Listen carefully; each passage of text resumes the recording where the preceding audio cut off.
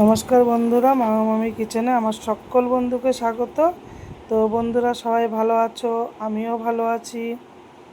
তো আমি আজকে রান্না করেছি পাট শাকের ডাল। তো পাট শাকের ডাল আমি কিভাবে রান্না করলাম দেখতে থাকো।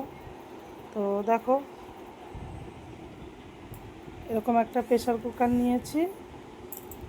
এবার আমি প্রেসার কুকারের মধ্যে দিয়ে দেবো মটর ডাল। দেখো, মটর ডাল দিচ্ছি, 2 ঢাকনা দিলাম ডালটা।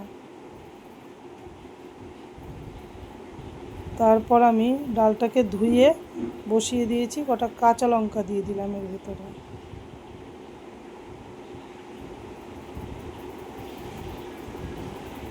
এবার আমি গ্যাসটা জ্বেলে দিলাম।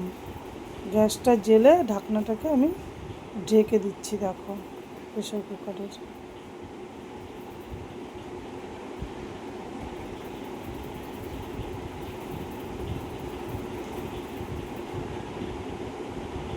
দেখো, খুলে দিলাম। ডালটা দেখো সুন্দর সেদ্ধ হয়েছে, কিন্তু একটু গোটা গোটা থাকবে, ঠিক আছে? মানে একদম পুরো ঘাটা ঘাটা করে দিলে এই ডালটা বেশ খেতে অত টেস্টি হবে না। সামান্য একটু গোটা গোটা থাকলে বেশি ভালো লাগে। ডালটা গলে যাবে, অথচ একটু সামান্য একটু গোটা থাকবে, বেশ ভালো লাগবে। একটু সামান্য হাতা দিয়ে নেড়ে একটু জল ঢেলে দিলাম। দেখো,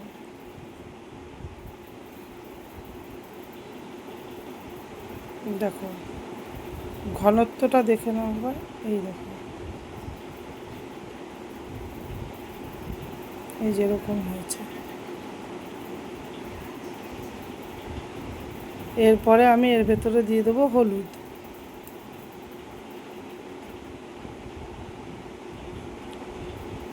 হলুদটা নিজে পরিমাণ মতো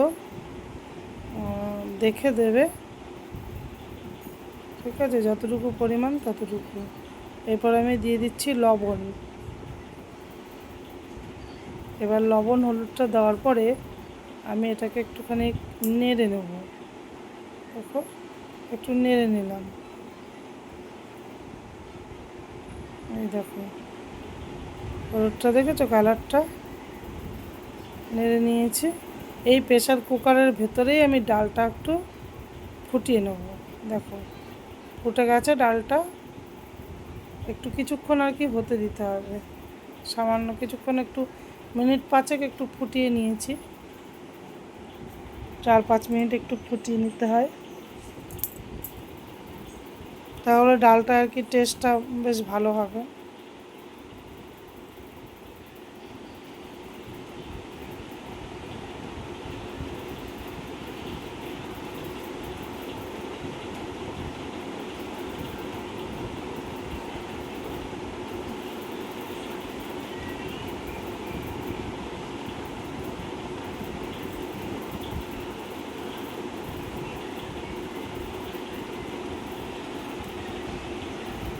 এরপরে আমি দিয়ে দেবো একটু চিনি, মানে স্বাদটা ব্যালেন্স করার জন্য, ঠিক আছে?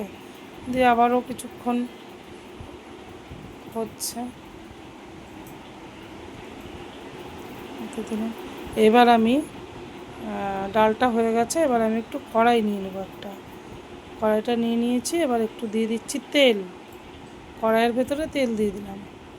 তেল দিয়ে আমি এবারে এখানে ফোড়নটা দেব, হচ্ছে গিয়ে 5 ফোড়ন আর শুকনো লঙ্কা ফোড়ন দেবো। দেখো, 5 ফোড়ন আর শুকনো লঙ্কা দেখো দিয়ে দিলাম ফোড়ন। তারপরে 5 ফোড়ন আর শুকনো লঙ্কাটা কিছুক্ষণ এটা হতে দেবো, বেশ একটা সুন্দর একটা স্মেল আসবে, আসা অবধি অপেক্ষা করব।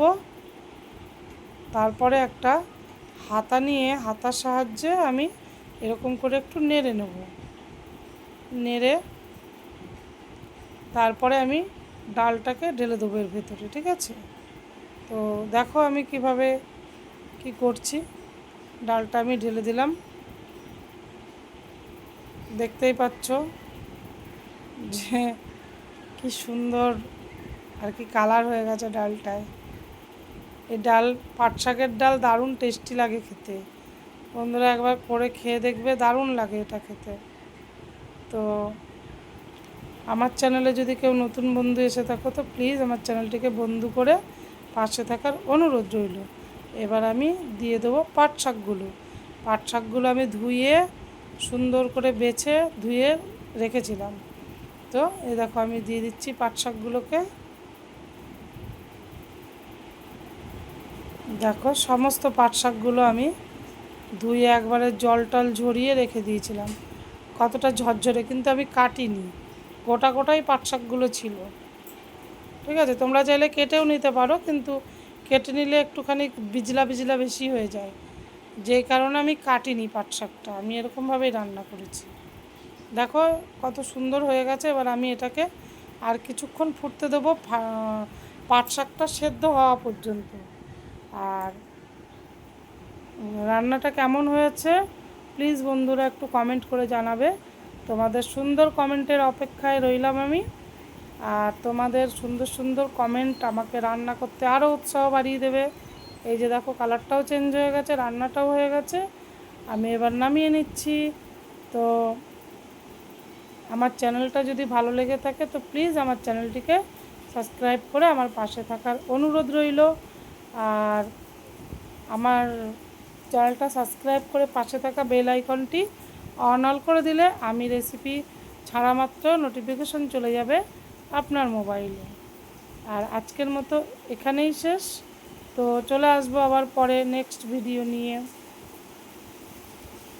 তো এবার আমি পাট শাকটা আস্তে করে একটা বাটির মধ্যে ঢেলে নেব। আজকের মতো সবাইকে টাটা, বাই বাই। সবাই ভালো থাকবে, সুস্থ থাকবে, সাবধানে থাকবে। আর দেখে নাও কত সুন্দর এটা হয়েছে। তোমরাও বাড়িতে একদিন এটা এভাবে ট্রাই করবে, আর কেমন হয়েছে আমাকে কমেন্ট বক্সে কমেন্ট করে জানাবে। Tata, bye bye.